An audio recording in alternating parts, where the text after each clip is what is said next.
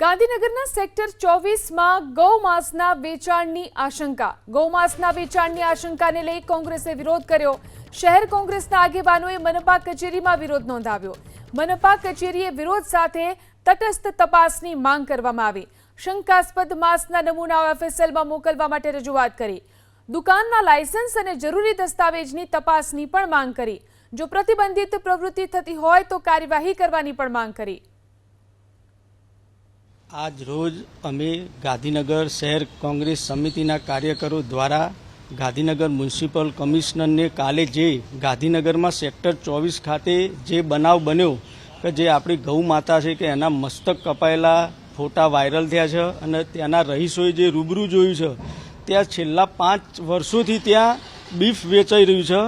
તો એ બીફ ત્યાંના લોકલ કોર્પોરેટરોની નજર હેઠળ વેચાઈ રહ્યું છે।